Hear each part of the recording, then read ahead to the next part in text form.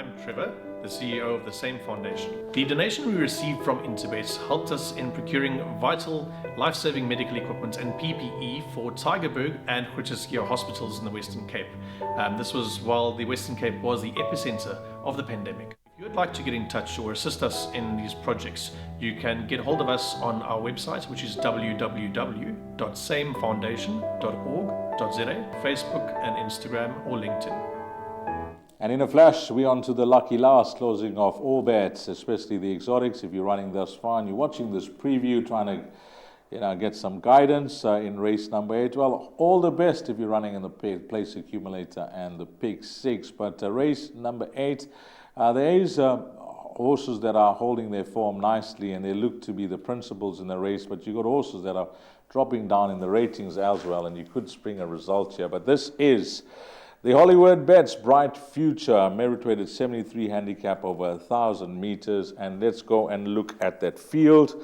At the time of recording the show, number 1, Call Me Mr. Greenlight, is out. Number 2, Blaze of Silk, which I liked prior to the meeting change, as out. Number 3, Cape Eagle, is out. And then addition to the scratchings, which will be not on screen, but you can add that, number 12, Iron Tail, is out as well.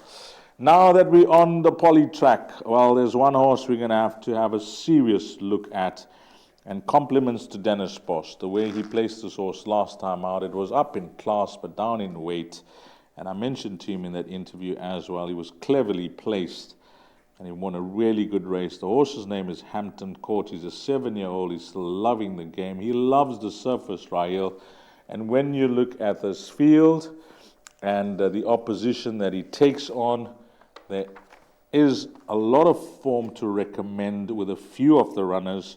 And as I mentioned, some of the other runners could be competitive off a low mark now. But this horse was given a rating hike from a 65 to a 69, just 2 kgs for his last win. And I'm sure the Bosch camp will be warming up their hands now that they move this to the poly track. Absolutely. Hampton Court is my top choice in this race. I've made him a place accumulator banker. He won a really nice race last time out, beating Quantmaster. Yes, he did have 53 on his back, but he still won well, going from start to finish. He's going to be the leader in this race of the 1,000-meter trip. He loves the distance. We saw Samanga Kumalo steal a race just the other day upon the grey horse White Cedar, going from start to finish. And I think the same tactics is going to be applied here. And I think that Hampton Court can go from start to finish in the race. Doesn't look to be any horse that could possibly challenge him for the lead. I think he should be doing it comfortably up there. And he's definitely a horse that I think is going to go very, very close to winning. 58 on his back, it's not a concern. He won't have an issue with the weight, so he will be my top choice in the race. The roughie that I think you must include is the 8-horse Fives Wild. Now, he's a 7-year-old son of Toreador, 52 on his back. With the apprentice, takes off 4, so 48. He's on a mark of 51, so he's tumbled down in the ratings from a 73 to a mark of 51.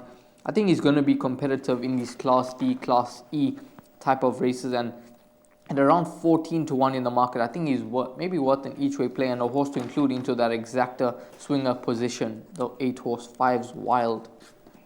This number 13, Alfonso Spagoni for Mark Dixon, will have to jump from the worst of the draws, but with the 3 scratchings now, so what we got? 1, 2, 3, sorry, with 4 scratchings now, it's just a field of 9 runners that will go to post, because the numbers 1, 2, 3, and 12 are all out at this stage of recording. Alfonso Spagoni, I'll tell you what, last time out, Keegan de Mello had a winner. That was on the 19th of December, and I asked him about his miles to come. And when it came to this horse, of course, the stable companion, Prince Tarian, won that race, won a really good race. He mentioned in that interview that if it was 1,000 meters, he would have been very confident with number 13, Alfonso Spagoni. The 1,200 was his concern. He now has a wide draw, but it's 1,000 meters. And I see no problem with this horse, with regards to the draw. Has won on the surface as well. He's going to be my outsider in the race, and the runner that I'll include in larger pick 6 perms, along with number 6, Hampton Court. And then for Stina and Impartial, I'm sure they'll have their followers as well. The guys that are trying to beat Hampton Court, numbers 4 and 5, will be considered as inclusions. Yes, certainly. These Hampton Impartial, the 5 horse, he's been costly to follow and a bit disappointing for me. I've liked him in his last 2 starts where he's run 9th on both occasions. In his penultimate run, he was slow, and then I'm not quite sure what happened in that race. And then last time out, he was a bit strong in the running and then faded badly to be beaten under 5 lengths by Canadian Bolt. I'm hoping that he jumps on terms, he gets into a nice rhythm. Rachel Vinica and Michael Roberts, they have teamed up for some nice success. 78 rides for Michael Roberts for 16 wins and 6 seconds. He's on a mark of 69, so he continues to drop in the ratings. 2.5 kgs off his back. I'm just hoping he jumps on terms, he settles into a nice rhythm, and he could be a horse that I think you have to include into the last leg of the pick 6 as well then. Okay, what I've done, Rael, while you were chatting about your selections, and maybe you could agree or disagree, I've written down a quartet for the boys, because when it comes to the lucky last, it's always a massive quartet that closes off our local race meeting for the week. I've gone 6, your firm choice, Hampton Court, with my roughie, number 13, Alfonso Spagoni for first. So 6 and 13 for first. For second, are you happy? 4, 5, 6. I've included your horse number 8, 5's Wild, and horse number 13. 4, 5, 6, and 8. Are you happy with that? Perfect, East. And then what I've done for third and fourth, I've included the field. Shall we play the field for third and fourth? Yes, I think we're looking for the biggest outside in the field. Maybe the likes of Wunderbar could come through, even the 7 horse Wheel Chummy, so that would be a nice dividend. Okay, let me work it out. So it'll be 2 times what we got for second, 4, 5, 6, 8, and 13. So that'll be 2, 4, 5 runs. So multiply that by 4. So 4 times 2 is 8. And then it's a field of 9 that go to post. So 8 times 7 is 56 times 6, 36 carry 3, 336 rand.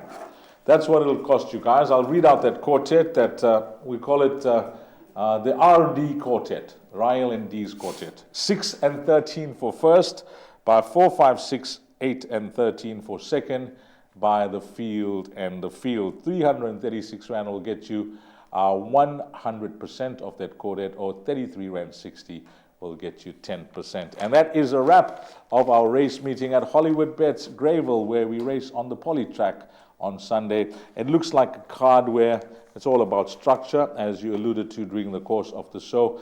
There are races where you can play short in, wide in, but you're hoping that everything falls into place, especially with a horse like Spider's Corner. Yes, if Spider's Corner does come through for us, and in the races where we did go lighter, we are safe there, then possibly the field races could produce a real result, and that's what we're looking for, to get the dividend pay nicely. Absolute pleasure working alongside Rahil Radhakrishnan. From myself, Dees Danan. Until we meet again, you take care. Salanika Ashle.